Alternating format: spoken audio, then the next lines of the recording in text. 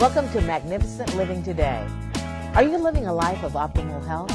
Do you want to make changes in your life? Do you need help setting and achieving goals?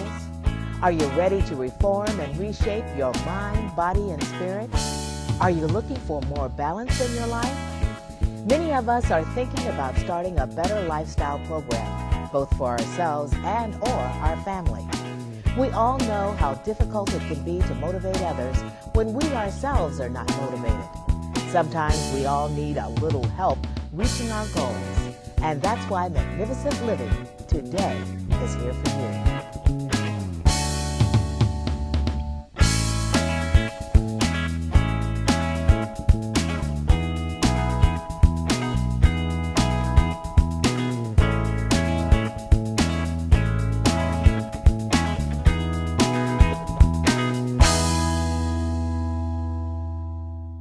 Welcome to Magnificent Living Today. I'm your host, Powell, and I have a very good show for you today. I have Casey Ford here, and we're going to talk about all things spring. Don't go anywhere. We're going to be right back. Spring is nature's way of saying, let's party. Robin Williams. If we had no winter, the spring would not be so pleasant. If we did not sometimes taste adversity, prosperity would not be so welcome. No winter lasts forever. No spring skips its turn. Spring shows how God can change a drab and dirty canvas. Garden 2012. Plant 5 rows of lettuce. Let us be faithful. Know that doubt is faith's twin sister. Let us be kind to our bodies. Let us be patient with our progress. Let us be forgiving. Let us honor where we are today. Plant 4 rows of squash. Squash ignorance. Squash excuses for not taking better care of yourself. Squash self-loathing and start self-loving. Squash hatred in any form. Plant 4 rows of peas. Peace in mind, peace in body, peace in spirit, peace in the world. Plant 5 rows of beans. Being trustworthy, walk your talk. Being in control of your physical, mental, and spiritual health. Being mindful not to be mindless. Notice any negative thought patterns. Being the benefactor, find the good in all situations. Being honest with yourself and with others. No garden is without turnips. Turn up for service. Turn up for the ones we love. Turn up for classes. Turn up to vote. To conclude our garden, we must have time. Time for giving to yourself and to others. Time to embrace our inner child. Smile with your whole face. Time for family and friends. Time for exercise. Time for meditation and reflection. Time for magnifying each magnificent moment. Water freely with patience and cultivate with love. You are magnificent. You are powerful.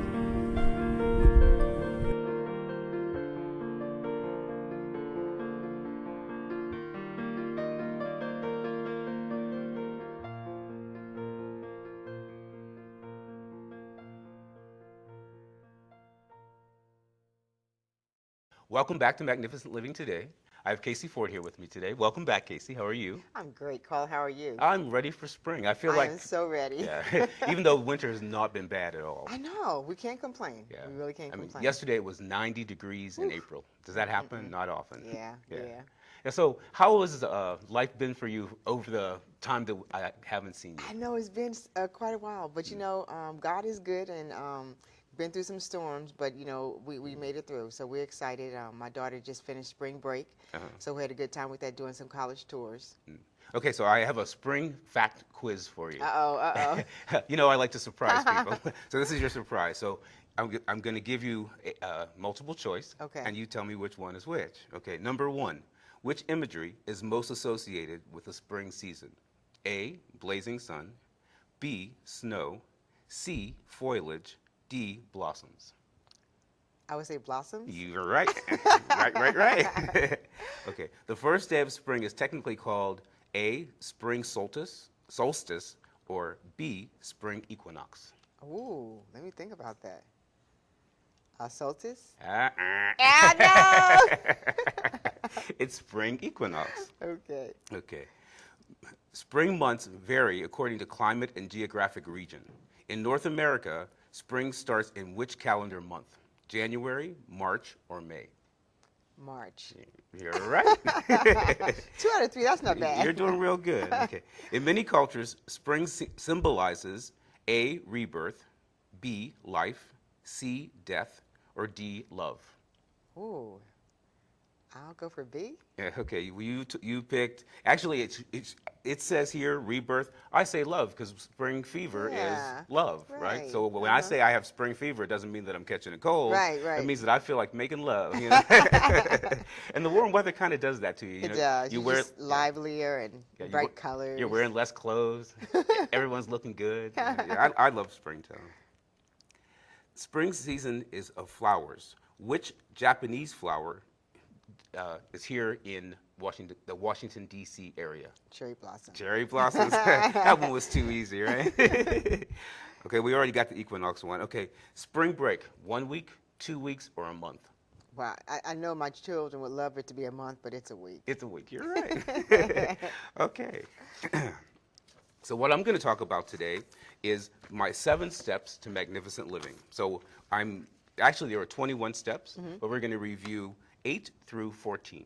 Okay, great. Okay, so number 8 is be mindful. And I always say it's be mindful, not to be mindless. And we talked about this for a moment last night, and I always find this was my very favorite one because it's so easy to fall into thought patterns that are old, that you don't need anymore. Like we were Yeah. talking about the umbrella. Can you tell me anything that happens in your life that represents a time when you thought to yourself, okay, this is what is coming into mind, but I know better than this? Doubt, you know, doubt just kind of creeps itself in sometimes, and I just have to really push it away and just keep pressing forward. I always find that I love stories, and in my life I've had the opportunity to live some of the most amazing, funny stories. And probably 15 years ago, I went to Birmingham, Alabama. Had never been to the South, my first trip to the South. And I'm there, and a husband and wife pick me up at the airport, and they're just as nice as they can be.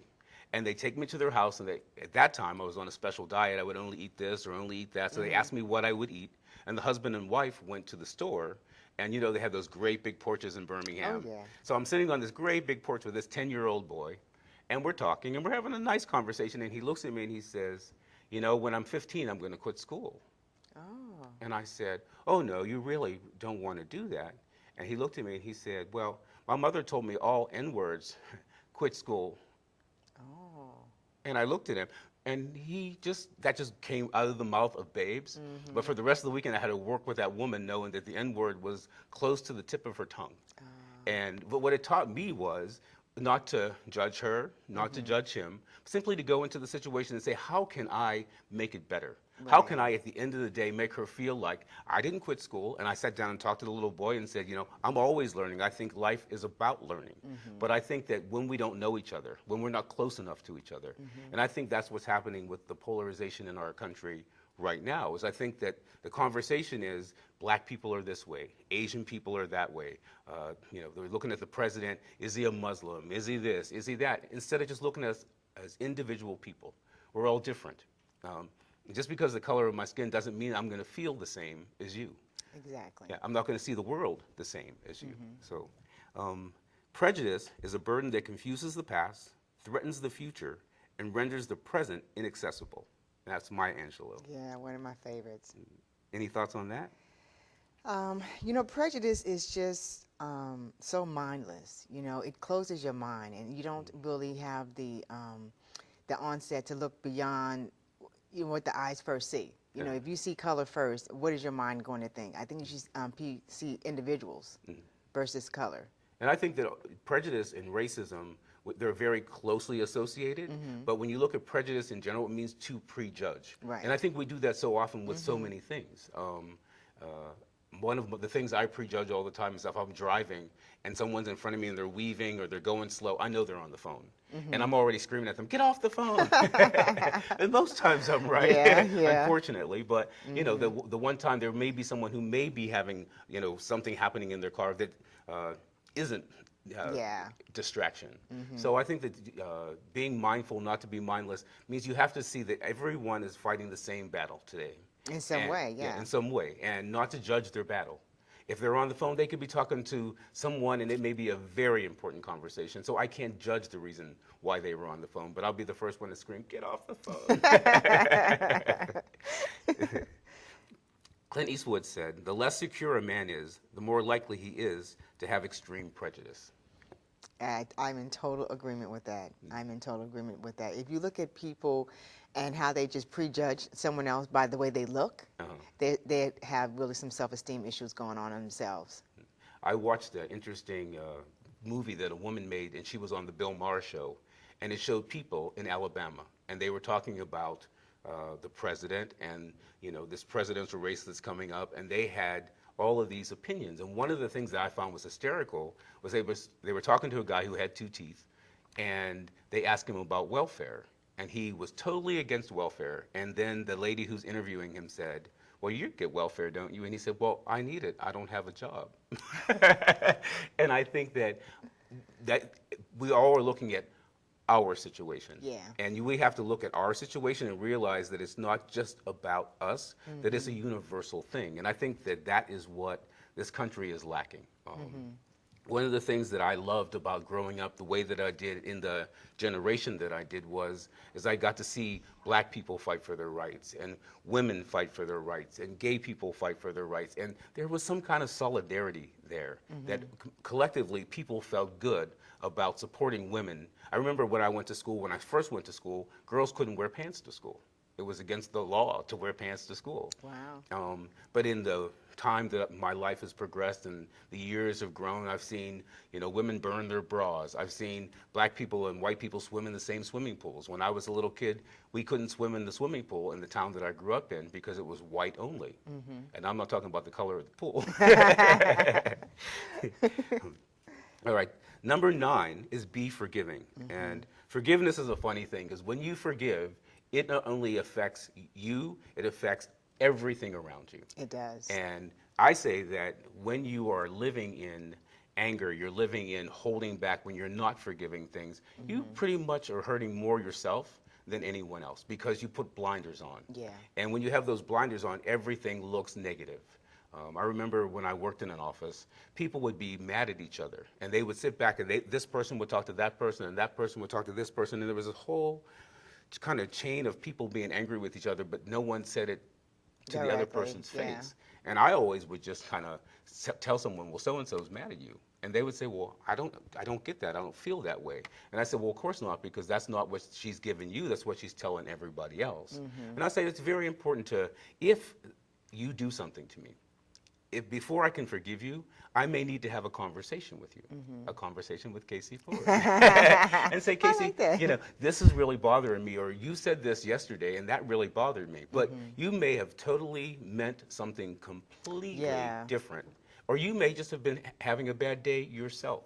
And we all have bad days, and I can't equate your day to my day. So just because I'm having a great day and then you say something negative, I can't say, "Casey's always so negative. I'm just angry with her." I can say, "Well, maybe Casey's having a bad day, and maybe I could be a little bit more forgiving, a little bit more understanding." And I think that forgiveness and understanding, they work hand in hand. Oh, yeah, most definitely. I mean, when you forgive somebody, you are just releasing those emotions, and it gives you a fresh start. And it's a fresh start is always that spring, right? Yeah. Spring's all about that fresh start. Forgiveness is the sweetest revenge. I think that's a nice statement because oftentimes when someone is being nasty to you, when you just look at them and say, "You know what? I forgive you for being that way," or I forgive you for treating me that way, because it makes them have to pause and think, "Am I treating you this way, and why? Why am I doing this?" Because a lot of times people are angry and they have no reason whatsoever why they're angry with you. It may be they don't like the color of your jacket today. I love it, by the way. Thank you. Number 10 is be giving. The manner of giving is the most important part of the gift, because you can give something with a free hand, you can give something because that's what you want to do, or you can give because you feel like that's what you must do. And I always say that when you are a cheerful giver, it changes the whole gift. It changes the way that I give, and it changes the way that you receive. Yeah. And I also think that it's important to realize that I may give you a gift, but it doesn't matter what gift I give you. It's the gift that you actually take time to receive. Yeah. Yeah. Yeah, and I think giving is it's a gift. You know, some people are just not givers. Yeah. That's not their gift. But when it's your gift, you give it and you're just excited and you don't want anything in return. And that's what giving is, because giving is not expecting anything in Yeah. return. And then if you get something in return, it's a surprise. And life is full. Life is wonderful when you get your surprise. Yeah. Yeah, it is. All right, we're going to take a little pause here, and we're going to be right back, and we'll finish our 7 steps to magnificent living. Don't go anywhere.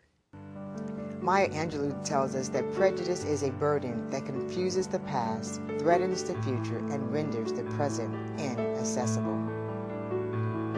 The less secure a man is, the more likely he is to have extreme prejudice, says Clint Eastwood. And Ambrose Bierce, prejudice, a vagrant opinion without visible means of support. Forgiveness is a funny thing. It warms the heart and cools the sting. William Arthur Ward. Forgiveness does not change the past, but it does enlargen the future. Paul Bose. Forgiveness is the sweetest revenge. Isaac Friedman. All forgiveness is a gift to yourself. Forgive all who have offended you, not for them, but for yourself. Harriet Nelson. You will find more happiness growing down than up. In every real man, a child is hidden that wants to play. The great man is he who does not lose his child's heart. An essential aspect of creativity is not being afraid to fail. A great book provides escapism for me. The artistry and the creativity in a story are better than any drugs. A hunch is creativity trying to tell you something. You can give without loving, but you cannot love without giving. The paradox of gifts. I know what I have given you. Do you know what you have received? Dr. Sun Wolf. The hunger for love is much more difficult to remove than the hunger for bread. There is no surprise more magical than the surprise of being loved. It is God's finger on man's shoulder.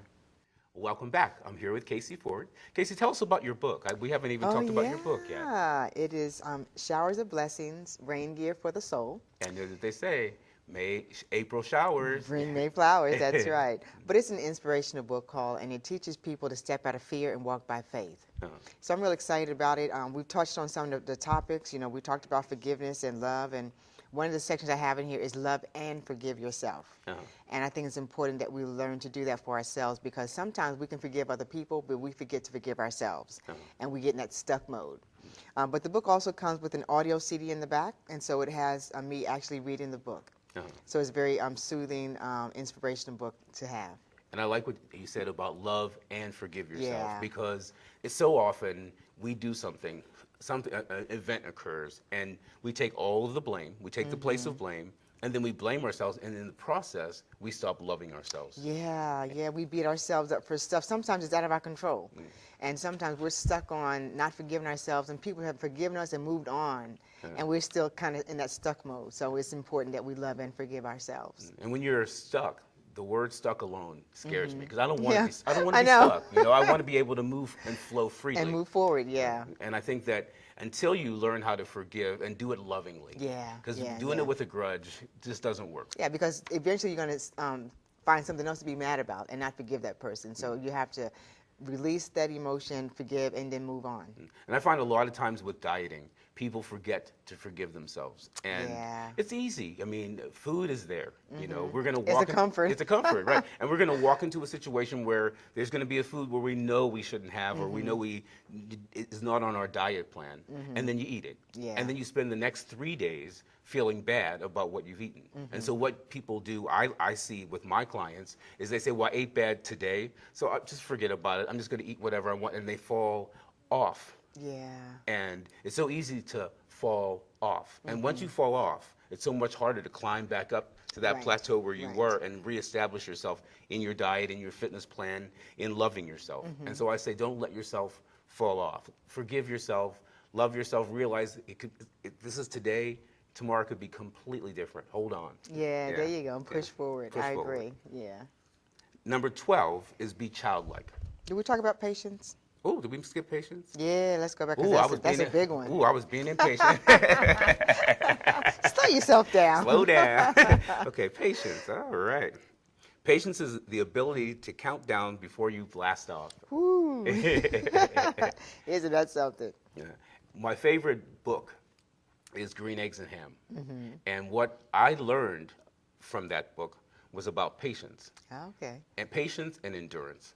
Because you know the story?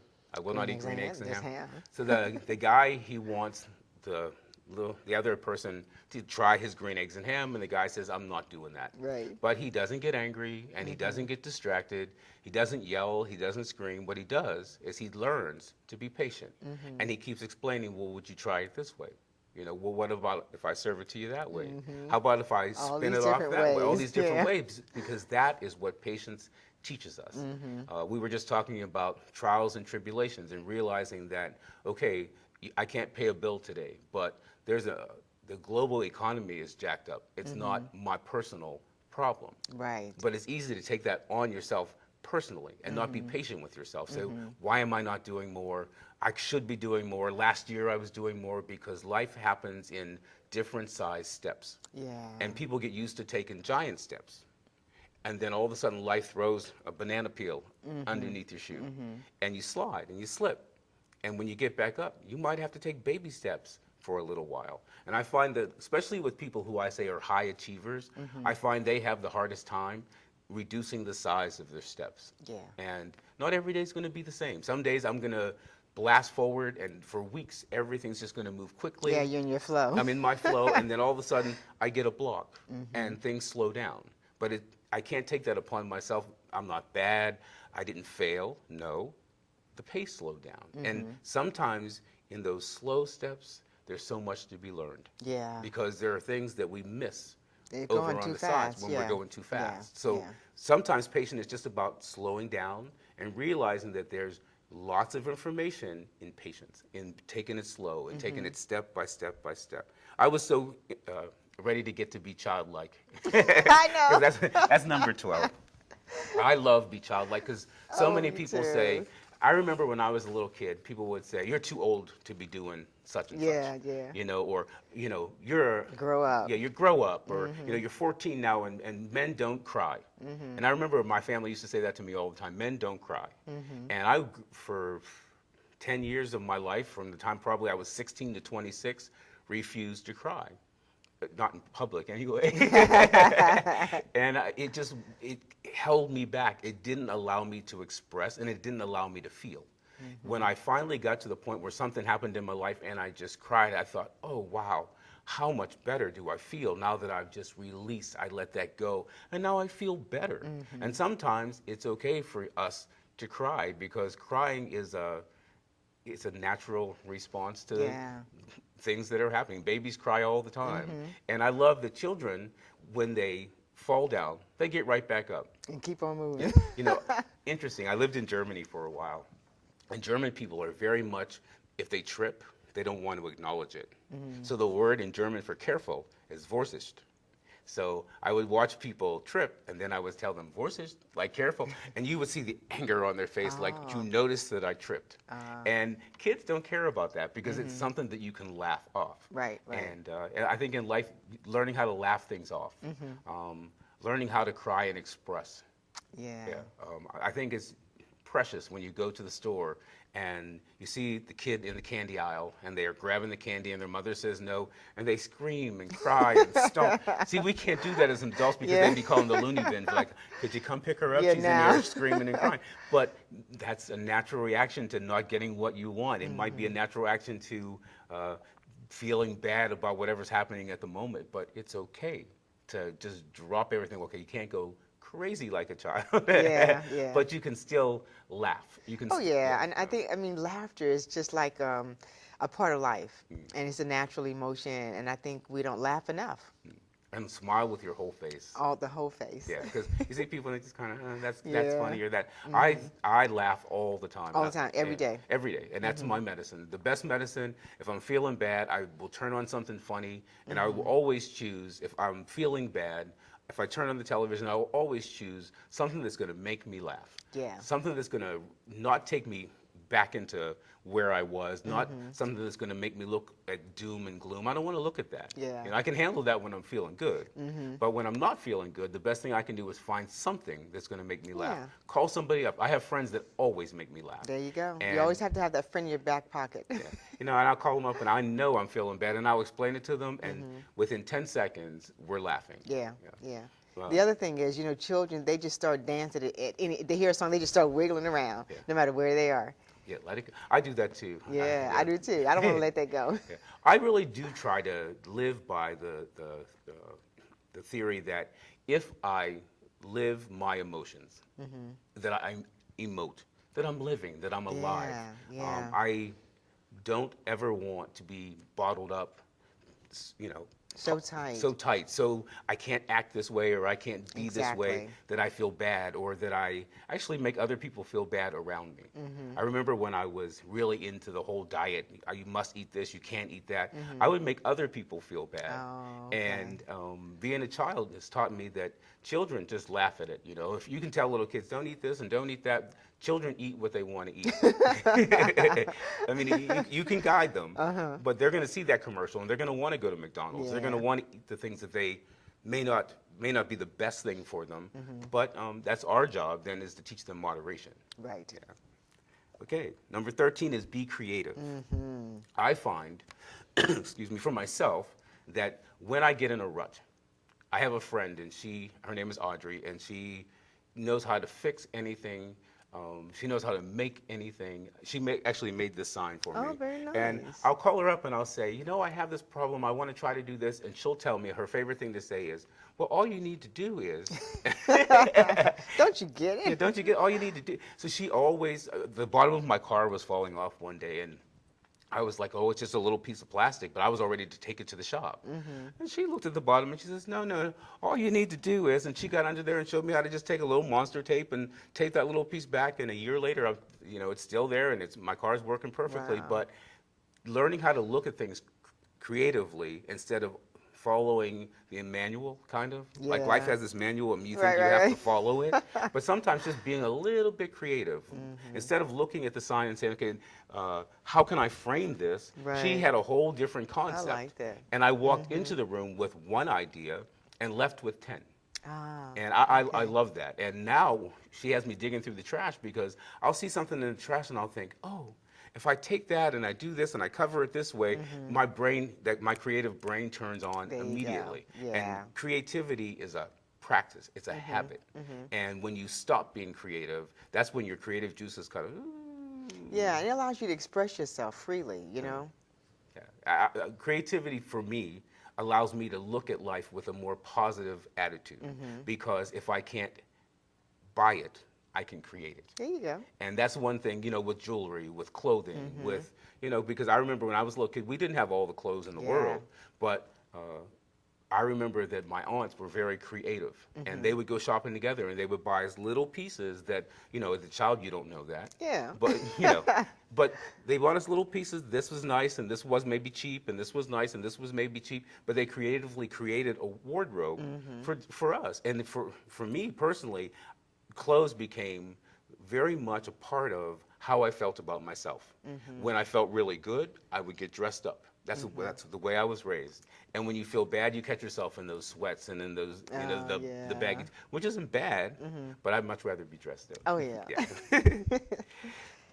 Number 14 is being loving. And we already talked about being loving. Being loving not only to the people around you, but start with yourself. Yeah, love yourself. Yeah, because self-love, that's where it all begins. If I can't love myself, I cannot possibly love outside of myself. And loving yourself is not easy. It's not automatic. We're not taught to love ourselves. I've often been told, you think too much of yourself, or you like yourself too much. And I do. I think that that's important. Yeah. Because when I can like myself this much, I can like you this much. There you go. If I didn't learn how to love myself, I could develop that whole envy and jealousy thing, which to me is so pointless and time consuming. Right. I'm not going to take time to worry about what Casey has, because I looked at your book and I said to you, I love your book, teach me how to do that. Yeah. You know, without a pause, because I'm not afraid. Don't be afraid to ask and ask first, because that's what children do. Children don't think, well, maybe she'll think this or maybe she'll think that. They'll just say, teach me that, buy me this, show me that. And when we can start to do that freely, we become more whole. We begin to find the flow of life, because the flow of life suggests that if I help you, I help myself. And if I help myself, I help you, and then I can help other people, and it flows, it continues, it grows. Energy is continuous. It just, you know, bad energy is the same way. If I do something bad, then you do something bad, then we're going left. Yeah, it's a cycle. It's a cycle, and when you realize that that's all cycles, and if I can cycle myself to go in the positive, cycle myself into what is loving, what is the most loving thing that I can do to fix this situation. When you have a problem with a friend or family or friends, you have two choices in the matter. You can either address it with love and say, okay, maybe you didn't do or say what I love, but how can we lovingly fix this? Yeah. Instead of, I'm angry, you're angry, the volume goes up, no one's listening, anger takes over, and love is gone. And without love, we're lost. Yeah, it's the essence of life. Yeah. Okay, so now what are you going to tell me about today? Well, you know, we were talking about some of your creative juices here that we talked about today, and I wanted to really focus back on one of my sections, which is love and forgive yourself. And we've talked a little bit in depth about that, but I think it's important that we understand that it begins with ourselves. That everything that we see on the outside, it has to come from the inside first. And I think when you learn to let go of your past and move forward, then you really made a big stride in life. Because so often we get stuck, and we're stuck because we keep reflecting back on things we did in our past or how someone else hurt us, and we can't get past that hurt, so we stop growing.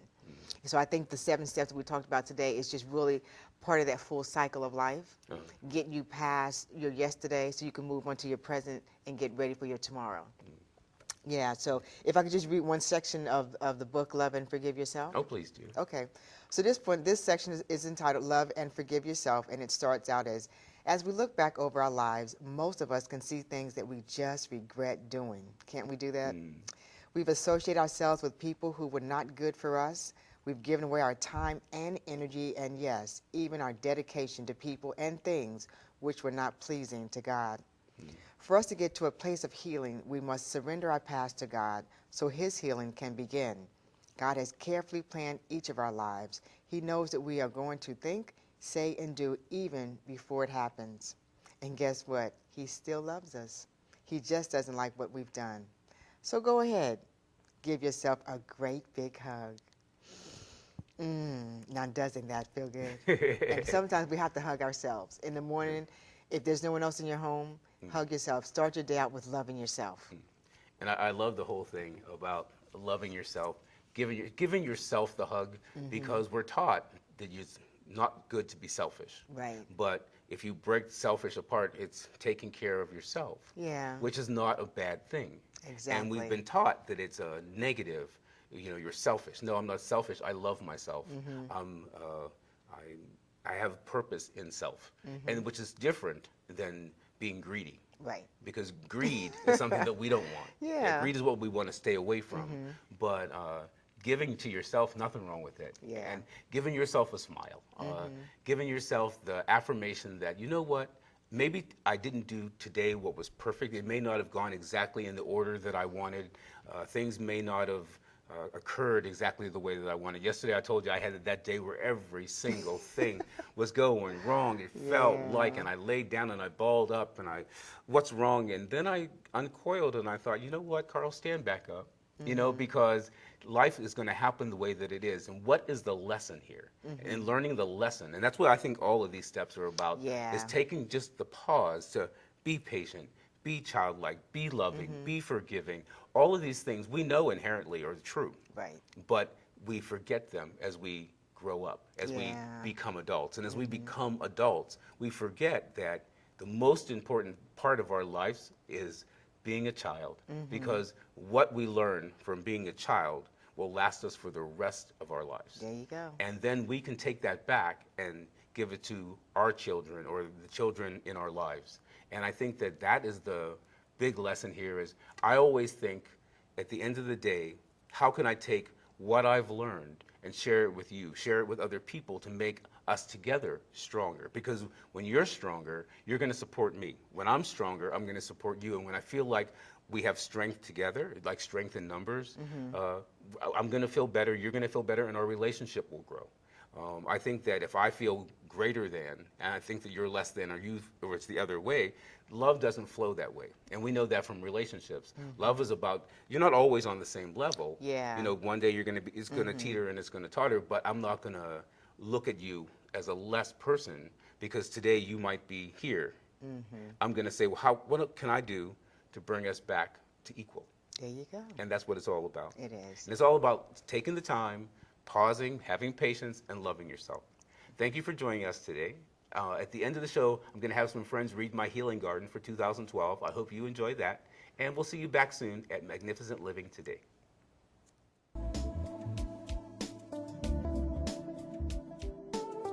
So I asked a few friends of mine to help me read my healing garden for 2012. Every year I have a great time writing it myself, so this time I thought I'd ask for a little bit of help. So I had a few people read it, we read through it, we made our mistakes, we made a few changes. Healing Garden 2012, here we go. Hope you enjoy it.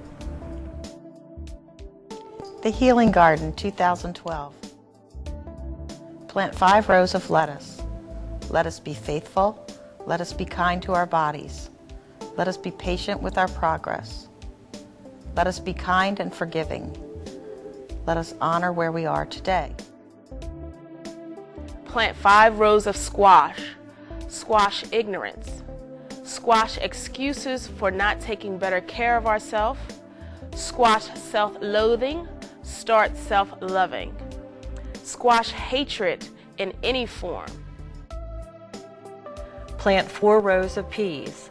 Peace in mind, peace in body, peace in spirit, peace in the world.